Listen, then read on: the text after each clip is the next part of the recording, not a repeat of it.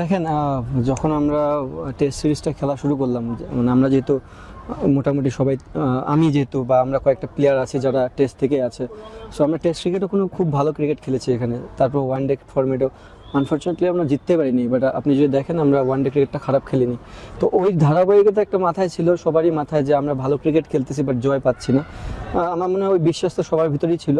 But as a captain আমি কখনোই বলিনি যে আমার সব কিছু উজাড় করে দিতে হবে। জাস্ট আমি বলেছি কারণ দে আর বেটার সাইড। আপনি এনি ডেতে তারা যে কোনো টিমকে ধ্বংস করতে পারে এবং তাদের হোম গ্রাউন্ডে। সো আমার একটাই ইনফরমেশন ছিল যে যাব, ক্রিকেটটা এনজয় করব, যে জিনিসটার রেজাল্ট হবে না কেন হাসি মুখে গ্রহণ করব এবং যে যার দায়িত্বটা পালন করার চেষ্টা করব। তো আমার মনে হয় শ্লোক যে প্রথম একদিন দুই দিন খেলাটা দেখে মনে হয়েছে যে আমরা ব্যাটিংয়ে অনেক স্ট্রাগল করতেছি, বাট আনফর্চুনেটলি পিচটা এমন ছিল যে খুব একটা হেল্পফুল ছিল না ব্যাটসম্যানের জন্য। সো আজকে যখন দেখলাম যে উইকেটটা খুব ভালো, দেখেন আমাদের ব্যাটসম্যানরা কতখানি বোর্ডে একটা টোটাল দিয়েছে। বাট ওভারঅল যদি আমি বলি, আমাদের বলিং অ্যাটাক আউটস্ট্যান্ডিং। এই ফর্মেটে তিনটা গেমে যেভাবে বল করেছে আমাদের পেস বলার, স্পিনার, আমি বিহাইন্ড দ্য উইকেটে ছিলাম। সো আমারই খুব ভালো লাগতেছিল এবং প্রত্যেকটা ব্যাটসম্যানের জন্য স্ট্রাগল পিরিয়ড ছিল। এই ধরনের জয়টা কি আসলে একটা নতুন বার্তা কিনা? কারণ আমরা বিদেশের মাটিতে এরকম লাস্ট 2012-তে আয়ারল্যান্ডকে হারিয়েছিলাম, বাট ওয়েস্ট ইন্ডিজকে মানে হারানোটা একটা বড় প্রাপ্তি নিঃসন্দেহে। মানে এটা একটা নতুন বার্তা কিনা বা নতুন একটা আত্মবিশ্বাস কিনা যে আমরা আসলে এরকম মানে দ্বিপাক্ষিক সিরিজ কিংবা বড় টুর্নামেন্টে বড় দলকে হারাতে পারি, নতুন করে একটা আত্মবিশ্বাস দিচ্ছে কিনা সবার মাঝে? হ্যাঁ, অবশ্যই। আপনি এর বেটার সাইড, আমি বলবো যে তারা হোম গ্রাউন্ডে খুবই ভালো একটা সাইড। একটা জিনিস হচ্ছে কি, আপনি যখন পাঁচটা বলার খুব ভালো বোলিং করবে এবং আমাদের দেখবেন উপর থেকে নিচ পর্যন্ত ব্যালেন্স একটা ব্যাটিং, আমি বলবো না যে খুব বিধ্বংসী ব্যাটিং অ্যাটাক আমাদের, বাট একটা ব্যালেন্স সাইড আমাদের। তো আমার মনে হয় এরকম ব্যালেন্স সাইডে যদি আমরা বোর্ডে কিছু রান দিতে পারি প্রতিদিন, আমাদের মনে হয় আমাদের বলারদের স্কিল ডেভেলপ করতেছে। এবং একটা জিনিস পজিটিভ সাইড যেটা আমার কাছে মনে হচ্ছে, প্রত্যেকটা ম্যাচেই বলাররা নিজে থেকে দায়িত্ব নিছে, তাদের ফিল্ড সেট আপটা নিজেরা করছে, তারা লার্ন করতেছে অনেক কিছু। তো আমার মনে হয় এটা একটা ভালো একটা গুড সাইন। দেখেন, ক্যাপ্টেনশিপ নিয়ে যদি বলি, আমি বিসিবি যদি আমাকে দেয় আমি করতে রাজি আছি, এখানে দ্বিমত থাকার কোনো কথা না। আমি এটাতে এনজয় করতেছি।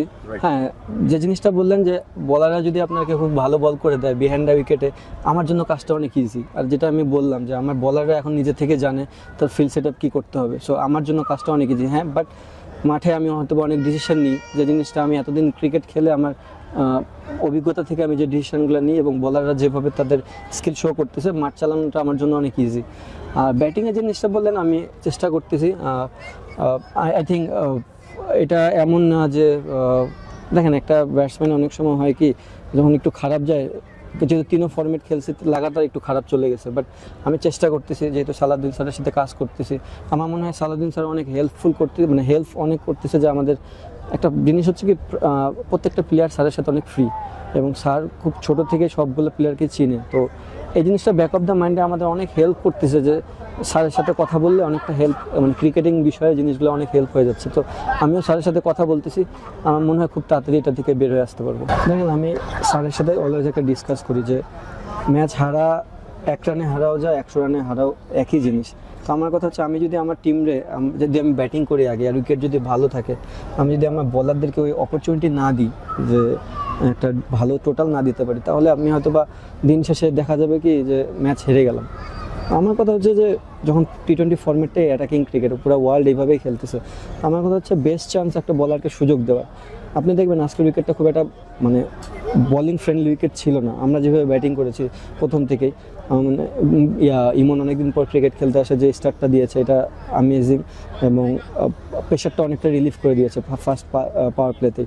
আমার মনে হয় এই জিনিসগুলো খুব ইম্পর্টেন্ট ছিল। যখন আমি ফার্স্ট বল খেলি, আমার কাছে মনে হয়েছে যে এই উইকেটটা 160 উইকেট না, তো আমাদের কীভাবে 180-তে যাওয়া যায়, আমরা ওই প্রসেসে আগাচ্ছিলাম। এর মধ্যে হতে পারতো যে আমরা খুব তাড়াতাড়ি অল আউট হয়ে যেতে পারতাম, বাট আমরা ছেড়েছিলাম যে ব্যাটিং ইউনিট আমাদেরকে বলারদেরকে একটা ভালো টোটাল দিতে।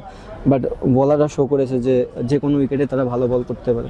দেখেন, জিনিসটা হচ্ছে, এটা আমি বলবো না, যেহেতু আমি ক্যাপ্টেন ছিলাম, আমার ডিসিশনের প্রাধান্যটাই বেশি ছিল। তো আমি যে ডিসিশন নিয়ে চিন্তা করেছি, আমি সেই ডিসিশনটা নিতে পেরেছি। তো আমার মনে হয় আমরা ওয়ানডেতেও খারাপ করিনি, আনফর্চুনেটলি তারা ভালো ক্রিকেটও খেলেছে। আর একটা জিনিস দেখবেন যে উইকেটটা একটু মানে আমার ওই উইকেটগুলো একটু ব্যাটিং সহায়কই ছিল। তো আমরা যদি মিডল ওভারে একটা দুটো উইকেট বের করতে পারতাম, যে ওয়েতে রিশাদ এখানে বল করেছে, মানে ওয়ান ডেতে যদি সে একটা ব্রেক থ্রো দিতে পারতো আমাদের মিডলে, তাহলে খেলাটা অনেক ইজি হয়ে যেত আমাদের জন্য। দেখেন, আপনি যদি ওভারঅল টিমটা দেখেন, টিমটা এখন তো খুব T20 ফরম্যাটে খুব শক্তিশালী একটা দল না, বাট আমাদের যেটুকু ছিল এর ভিতরে আমাদের জাকিরের কথাটা স্পেশালি বলতে হয়, কারণ টেস্ট থেকে শুরু করে ওয়ানডে থেকে শুরু করে তিনও ফরম্যাটেই ওর ধারাবাহিকতা খুব ধরে রেখেছে। তো এটা একটা প্লেয়ারের জন্য, একটা ব্যাটসম্যানের জন্য বড় পাওয়া, এবং বাংলাদেশ টিমের জন্য বড় পাওয়া।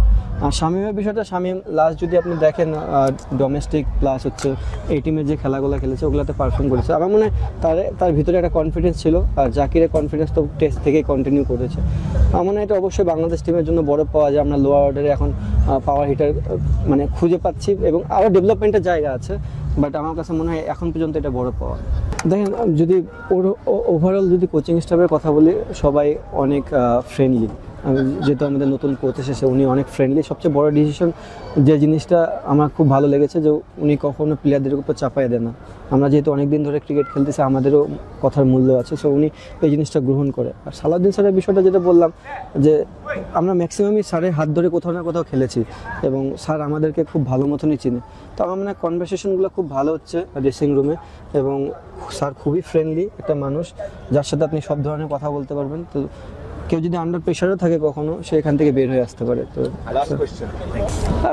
ডেফিনেটলি কিছু তো জিনিস চেঞ্জ হচ্ছে, কারণ আপনি দেখবেন তিনও ফর্মেটে আমরা ব্যাটিং ওভারঅল সবাই ভালো ক্রিকেট খেলেছি। তো আমার মনে হয় স্যারের যে বার্তাগুলা, স্যারের যে ফ্রি কথাবার্তাগুলা, এবং আমি একটা জিনিস বারবার করে বলতেছি, স্যারকে কেউ না কেউ কোথাও না কোথাও পেয়েছে ডোমেস্টিকে। ইনফ্যাক্ট স্যারের যে একাডেমিতে অনেকজন প্র্যাকটিস করছে, সো স্যার ভালো জানে কে কী করতে পারে না পারে। তো স্যার মনে হয় গাইডলাইনটা খুব ভালো মতন দিচ্ছে, যে সব প্লেয়াররা এখন পারফর্ম করতেছে। আমার মনে হয় এটা একটা পজিটিভ সাইন, যে আমরা ফ্রিলি কথা বলতে পারতেছি, এবং স্যারও আমাদেরকে চিনে, আমাদের ভুলগুলো কোথায় হচ্ছে এই জিনিসটা ধরা দিতে পারতেছে। তো আমরা মনে হয় যে ব্যাটিং ইউনিটটা খুব তাড়াতাড়ি একটা আরও ভালো পজিশনে যাব। Thank you so much.